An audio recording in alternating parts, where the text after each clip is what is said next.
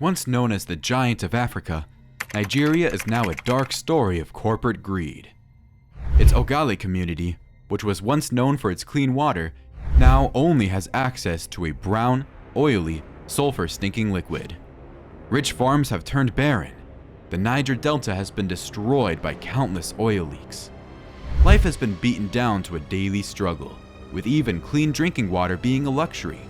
All this ruin traces back to one source: Shell, a company that chose its own wealth and power over a country's life.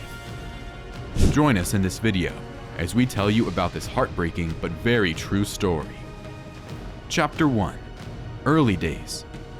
It was 1833 when Marcus Samuel started a simple business in London.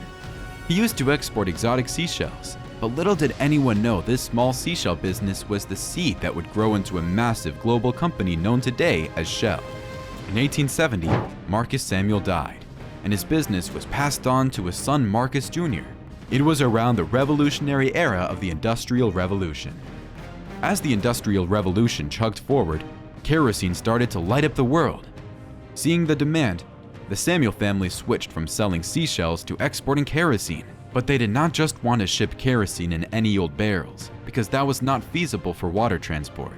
So, the company specially designed oil tankers to ensure safe and efficient transport. With these tankers, the company was able to sail for the first time through the tricky Suez Canal and reach all the way to Indonesia. Sending oil to Indonesia was a big deal back then, because the English were still ruling the majority of its islands. So, for the first time in history, oil was being traded between Europe and Asia through the sea. Back then, Shell's only real competitor was the American company Standard Oil, which had a firm grip on the European market. This could have discouraged Marcus, but it only made him more determined. So by 1907, something big happened. Marcus Samuel started a new company in partnership with Royal Dutch Petroleum and named it the Shell Transport and Trading Company. Shell continued to climb the ladder of success as soon as it was founded. When World War I erupted, the demand for oil soared like never before. The British Army needed fuel to keep their machines running, and Shell was ready to deliver. It became the largest supplier of oil to the British Army during the war. The oil from the company was such a critical asset that it is said that the British and their allies would not have been able to defeat Germany without it. That is how big of a role the company played. In an act of unparalleled support, Shell also offered all of its ships, including the significant Murex, to the British Admiralty. The interwar years marked a period of rapid growth and advancements for Shell. The increasing use of motor cars meant a higher demand for petrol. Leveraging this opportunity, Shell powered the first transatlantic flight made by Alcock and Brown in 1919. Then came World War II. Here again, Shell was quick to aid the war efforts. Their London office became a nerve center for Allied support, and their US refineries tirelessly produced aviation fuel for the forces. Shell staff, including former employee Douglas Bader, showed extraordinary bravery in maintaining the government-controlled tankers. However, the immediate post-war years presented new challenges. Reconstruction was costly, and the oil market was evolving rapidly. Seeking new opportunities, Marcus set his eye on Nigeria, a country rich in oil reserves yet poor and politically unstable. In 1940, Shell launched its operations in Nigeria. This marked the beginning of a new chapter for Shell, one that would leave a deep imprint on Nigeria's future. If run properly, an oil company could be a boom for the economy. But when mishandled, it could wreak havoc.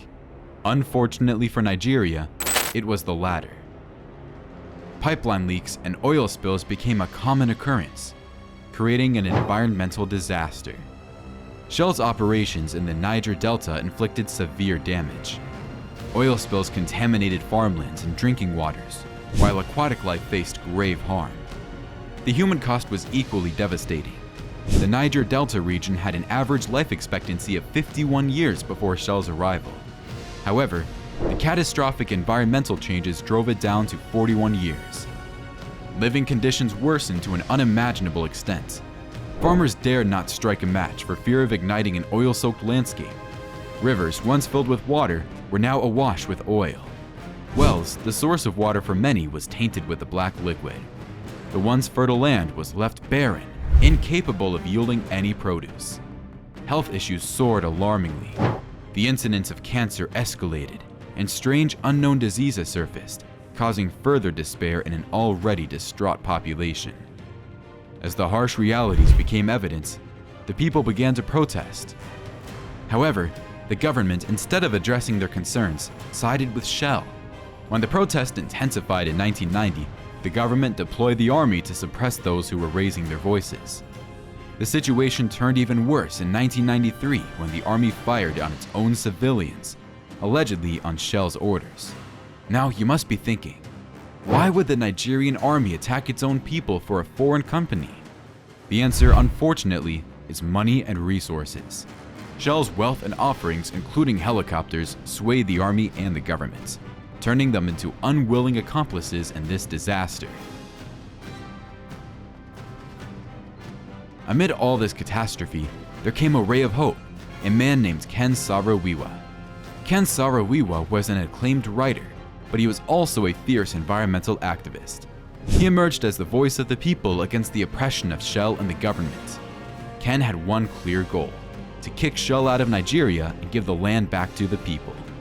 He dedicated himself to creating a movement, spreading awareness of the devastation caused by oil exploitation.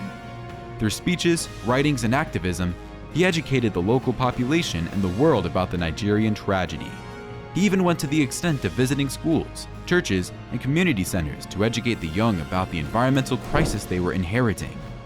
Shell knew Ken was causing problems. He tried to stop him by offering him a lot of money, but Ken would not be bought. He stuck to his mission. With Ken leading the way, the people started fighting back. They blocked the roads so Shell's trucks could not get through. They controlled Shell's engineers and tried to guilt them into leaving Nigeria. Ken had become a real thorn in Shell's side. But as the saying goes, a lion doesn't lose sleep over the opinion of sheep. Shell, a giant in the industry, could not afford to lose the public sentiment. A plan had to be devised to regain control and silence the rising uproar. So, they came up with a plan. 4 local chiefs in Kenya's village were killed. Even though Ken was not even in the village when it happened, they blamed him.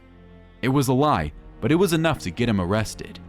Some people of his village were even paid by Shell to lie in court and say that they were witnesses of the crime. In the end, Ken was sentenced to death. Some of his companions were hanged too. It was a terrible thing. Shell said the government had shown how far they'd go to keep control of Nigeria's oil.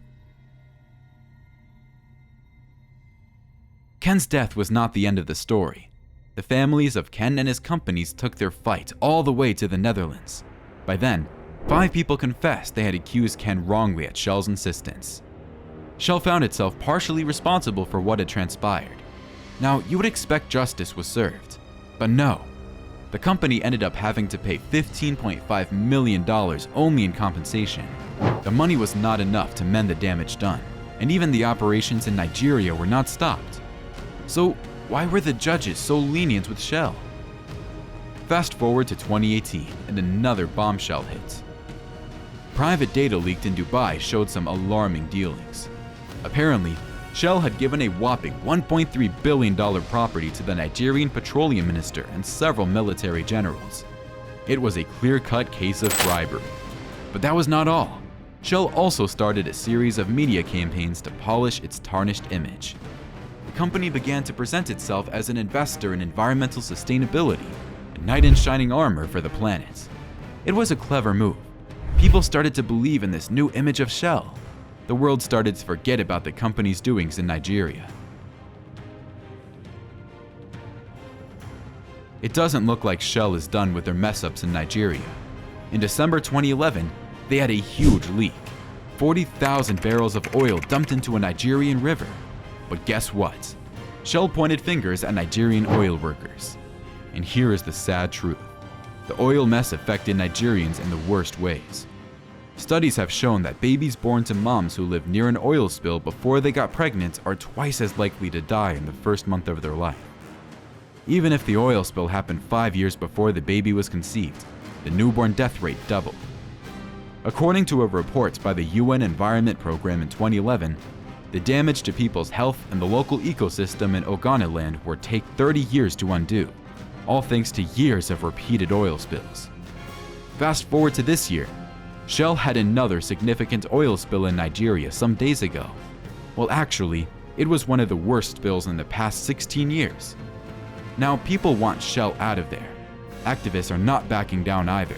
And why would they? There have been a total of 822 oil spills in 2020 and 2021 alone. That is 28,003 barrels of oil messing up the environment. The fight goes on, and the voices against Shell are getting louder. But no one knows if their voices will be heard. It is a sad truth of how far the big players can go for money and power.